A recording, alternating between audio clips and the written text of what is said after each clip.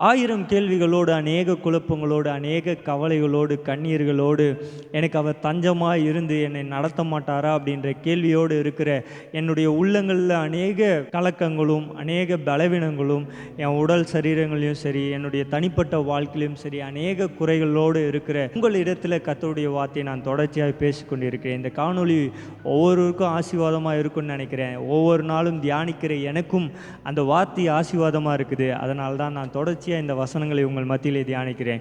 இன்றைக்கு சங்கீதங்களின் புஸ்தகம் 91வது சங்கீதத்தில் 2வது வசனம், நேற்றையுடைய தொடர்ச்சியாக இன்றைக்கு நான் சொல்கிறேன். ஒரு உன்னதமானவருடைய மறைவில் இருக்கிற உங்களுடைய வாழ்க்கையில் அவர் தஞ்சத்தில் வந்து அவருடைய செட்டையின் நிழலில் வந்து பாதுகாப்பாக இருக்கிற உங்களுக்கு 2வது வசனம் சொல்லுகிறது. சங்கீதம் 91 2வது வசனம், நான் கர்த்தரை நோக்கி, நீர் என் அடைக்கலம், என் கோட்டை, என் தேவன், நான் நம்பி இருக்கிறவர் என்று சொல்லுவேன். நேற்றைய தினத்தில் நான் சொல்லும்போது ஒரு வார்த்தையை சொல்லியிருப்பேன். அவருடைய நிழலில் வந்து தஞ்சம் அடைய வேண்டும், அவருடைய சட்டையின் நிழலில் வந்து அடைக்கலம் புக வேண்டும். எனக்கு ஒருத்தரை தெரியும், இந்த உலகத்தில் ஒரு அதிகாரியை தெரியும், ஒரு கலெக்டரை தெரியும், எம்எல்ஏ தெரியும், எம்பியை தெரியும் அப்படின்னு சொல்கிறவங்க அவரிடத்துல வந்து கேட்டால் தான் அதற்கான பதில் கிடைக்கும். நான் கேட்காமே இருக்கிறேன்னா எனக்கு அதுக்கான பதிலே வராது.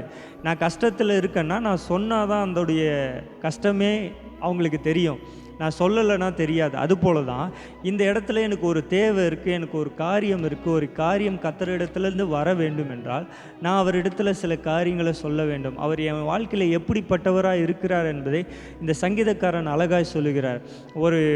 ஒரு கோழி தன்னுடைய குஞ்சுகளை எப்படி பாதுகாக்கிறதோ, ஒரு பறவை தன்னுடைய பிள்ளைகளை எப்படி பாதுகாக்கிறதோ, ஒரு தாய் பிள்ளையை எப்படி பாதுகாக்கிறாங்களோ அதுபோல் கர்த்தர் நம்மளை பாதுகாக்கிறார், அதுபோல் நம்மை கர்த்தர் பராமரிக்கிறார் என்பதை இந்த வசனத்திலே சங்கீதக்காரன் அழகாக எழுதுகிறார். எனக்குடைய தேவைகளை நான் கர்த்தரிடத்தில் சொல்லும்போது கர்த்தர் என்னை இப்படி பாதுகாக்கிறவராக இருக்கிறார். எப்படி தெரியுமா பாதுகாக்கிறாரா?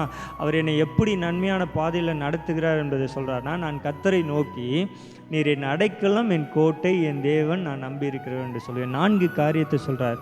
நீர் என் அடைக்கலம், என் கோட்டை, என் தேவன், நான் நம்பி இருக்கிறவன் என்று சொல்லுவேன். இந்த 4 காரியங்களை இந்த சங்கீதக்காரன் அழகாய் சொல்லுகிறார்.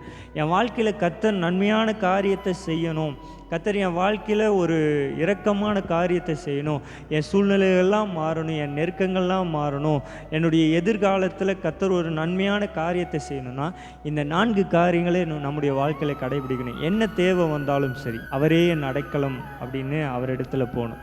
என்ன சூழ்நிலை, எப்படிப்பட்ட எதிராளிகளான சூழ்நிலையோ, எதிர்பார்க்காத சூழ்நிலைகள் வந்தாலும் சரி, எதிரிகளின் சூழ்ச்சிகள் வந்தாலும் சரி, அவர் என் கோட்டை என்கிறதை நாம் மறந்துடக்கூடாது. 3வது, அவர்தான் என் தெய்வம், அவரை தவிர வேறு தெய்வம் இல்லை என்பதை அவர் மேலே பற்றி இருக்கிறவர்களாக இருக்கணும்.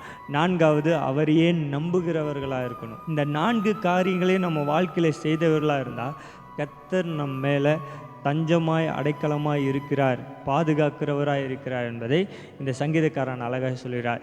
இந்த சங்கீதக்காரன் எழுதினது நான் ஏற்கனவே சொன்னது போல மோசே எழுதியிருக்கலாம்னு சொல்லப்படுகிறது. மோசே இஸ்ரவேல் ஜனங்களை பார்த்து இப்படி சொல்லியிருக்கலாம், எப்போ உங்கள் வாழ்க்கையிலும் உங்கள் சூழ்நிலைகளும் எல்லா நேரங்களிலும் உங்களுக்கு யாரை நீங்கள் பார்க்குறவங்களாக இருக்கணும், கர்த்தரை பார்க்குறவங்களாக இருக்கணும். வாழ்க்கை எப்படி இருந்தாலும் சரி, சூழ்நிலைகள் எப்படி இருந்தாலும் சரி, எதிர்காலங்கள் எப்படி இருக்குமோன்ற கேள்விகளோடு இருந்தாலும் சரி, 40 வருஷமாக வனாந்தரத்திலே நடந்து வரோம், வெறும் மண்ணா மட்டும்தான் வருது, ஒரு நாள் சாப்பிட்டா பரவாயில்ல, 2 நாள் சாப்பிட்டா பரவாயில்ல, அந்த வாழ்க்கையே அப்படின்னு கேள்விக்குறியாக இருக்கிற இந்த இஸ்ரவேல் ஜனங்களை பார்த்து சொல்கிறாங்க, எப்போ அவர் தான் தஞ்சம், அவர் தான் கோட்டை, அவர் தான் தேவன், அவரை தான் நம்பி இருக்கணும், அவர் நமக்கு நன்மையான காரியத்தை செய்வாங்க அப்படின்னு சொல்கிறாரு. ஆனால் அந்த ஜனங்கள் அதை ஏற்றுக்கொள்ளாதனால தான் அந்த ஜனங்கள் அந்த வனாந்தர பாதையிலே அழிந்தார்கள் என்பதை வேதம் சொல்லுகிறது. புதிய சந்ததி தான் கானான் தேசத்துக்குள்ளே சென்றது அப்படின்றதை வேதம் வாசிக்கிறோம்.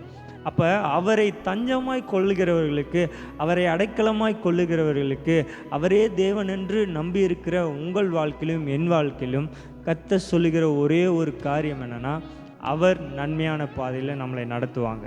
இந்த சங்கீதம் 91 அநேக காரியத்தை சொல்லுகிறது.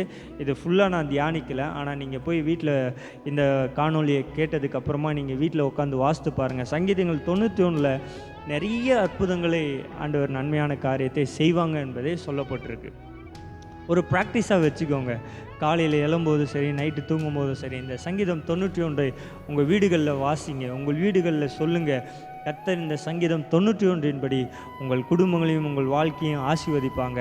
ஒன்றை மறந்துடாதீங்க, அவர் உங்கள் அடைக்கலமாயும், அவர் உங்கள் கோட்டையாயும், அவர் உங்கள் தேவனாயும், அவர் உங்கள் நம்பிக்கையாயும் வைத்திருக்கிற உங்கள் வாழ்க்கையில் அவர் ஒரு மிகப்பெரிய பாதுகாவலனாய், ஒரு மிகப்பெரிய இரட்சகராய், மிகப்பெரிய நன்மைகளை செய்கிறவராய் உங்கள் அருகிலே இருந்து நன்மையான காரியத்தை செய்வாங்க. இதை மறந்துடாதீங்க.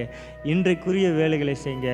உங்கள் ஒவ்வொரு நாட்களையும் இந்த சங்கீதம் 91 வாசித்து வீடுகளில் அறிக்கையிடுங்க. கர்த்தர் உங்களை ஆசீர்வதிப்பாங்க. அவர் சீக்கிரம் வருகிறார்.